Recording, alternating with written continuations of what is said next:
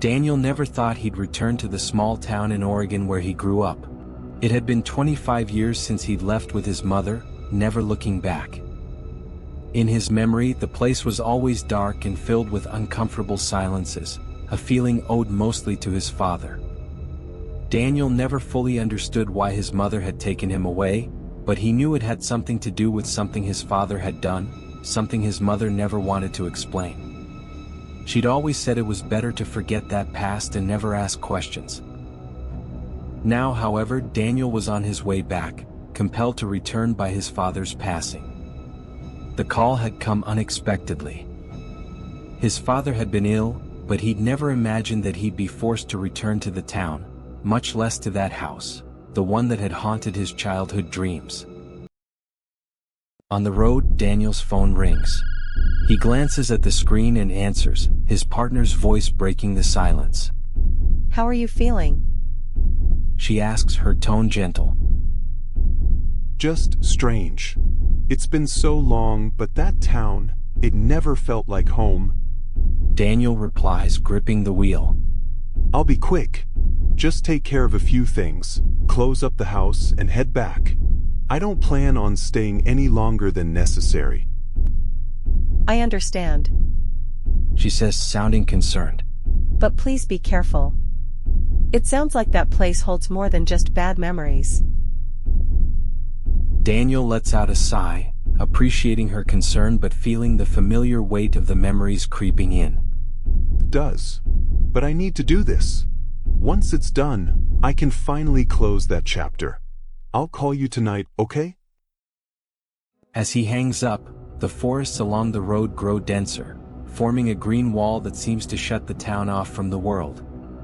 It's like a border separating reality from the shadows of his past. Daniel can already feel the town's oppressive air even before he arrives. When he finally enters the town, it's as if time has stopped. It looks exactly as it did when he left as a child. Small, isolated, and surrounded by thick woods that feel like they're watching him. As he steps out of his car, he notices the locals staring at him in silence, whispering among themselves as if observing a stranger. He can feel their distrustful, cold, sometimes hostile gazes. Though he can't hear the words, the whispers make his skin crawl. The day of his father's funeral is lonely and eerie. No one shows up except the old town priest. There are no comforting words or embraces, and it's as if the man in the coffin had never existed. The isolation chills him, but he tries not to dwell on it. He knew his father's relationships in town had always been strained, shadowed by rumors his mother had hinted at. But the complete absence of anyone at the funeral leaves him feeling overwhelmingly alone, as if he's burying someone the town would rather forget. After the service, Daniel returns to his father's house. The old, gloomy home greets him with the same air of abandonment and decay he vaguely remembers from his childhood. The two-story house, with its dusty attic and a basement he barely recalls, creaks as he walks inside. The air smells stale, as if the house had been waiting for him all these years. Daniel's plan is simple. Pack a few things, lock up the house, and leave as soon as possible. He doesn't want to spend any more time than necessary in this place filled with dark, heavy memories. Exploring the house, he finds his father's bedroom on the second floor. It's a sparse room with an old bed and a nightstand. As he gathers his father's belongings, a faint noise distracts him. It seems to come from another room. He looks up, realizing it's coming from his father's study, a room that had always been locked, one he and his mother were forbidden to enter when he was a child. He remembers the nights his father would lock himself inside, arguing with his mother, and then emerge hours later with a dark expression. That room was a place of secrets, and now he feels an irresistible pull to go in. Determined, Daniel heads to the study. He pushes the door open, and it creaks as if issuing a warning. Inside, everything is frozen in time. Shelves are filled with old books, many in languages he doesn't recognize, and in the center of the room is a worn wooden desk. Approaching it, he notices one drawer is locked. Curiosity consumes him, and he begins searching the shelves, hoping to find a clue or a key to open that forbidden drawer. At last he finds the key in a small wooden box on one of the shelves. Unlocking the drawer, he discovers a bundle of old letters, all sealed with a strange red wax symbol, the same one from his childhood nightmares. His breathing grows heavier as he sifts through the documents, uncovering what appear to be records of disappearances in the town with names and dates. Among the letters, one looks especially worn, as if it had been read countless times. With trembling hands, he opens it and begins to read. Dear brother, as we discussed in our last meeting, everything is ready. The final offering has been chosen according to the signs. We have selected a name, such as Sarah Wilkes. It was easy to make the others believe she simply vanished. This offering is particularly valuable. The ancestors have marked her unmistakably. Ensure everything is prepared for the solstice. This ritual is essential for maintaining the protection and order of the town. Remember, the darkness that shields us is the same that we must continue to feed. With devotion, Boris Reinhard. The weight of the words crushes Daniel. This letter confirms that his father not only knew about the disappearances but was actively involved. And more than that, he was one of the leaders of this dark organization manipulating the townspeople.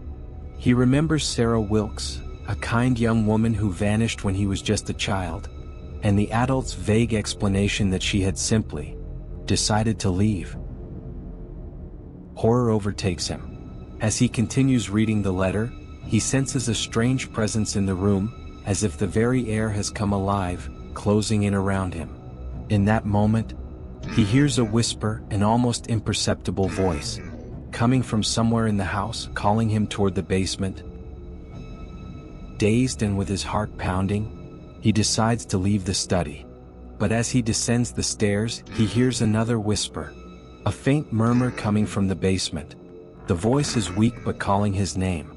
A mix of fear and strange compulsion urges him to descend the stairs toward the darkness.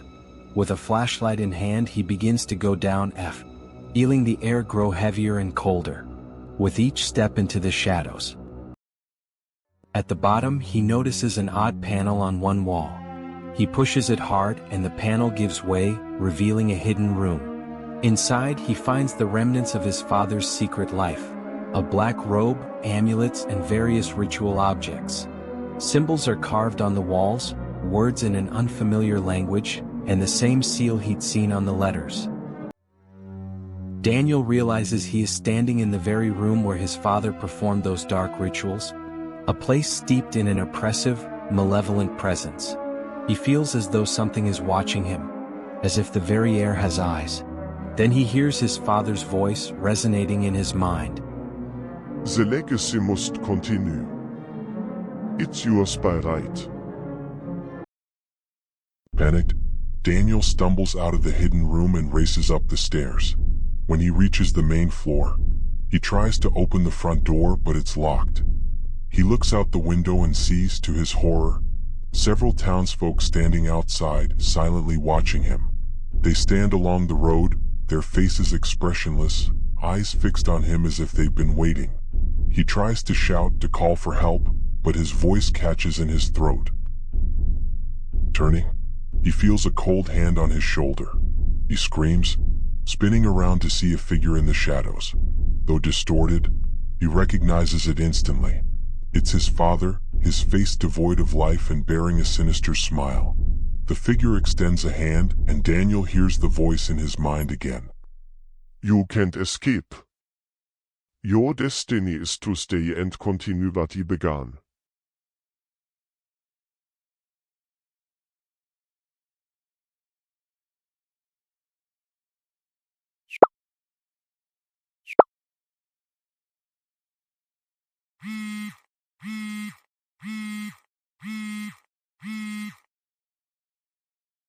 Hey, love. I'm starting to get really worried. I called a few times, and you haven't answered. You said it would be quick, that you weren't planning on staying. Please, just tell me you're okay. Did something happen? If you need help, or I don't know, if something's wrong, just call me right away, okay? I'm here for you. I love you. I'll be waiting for your message.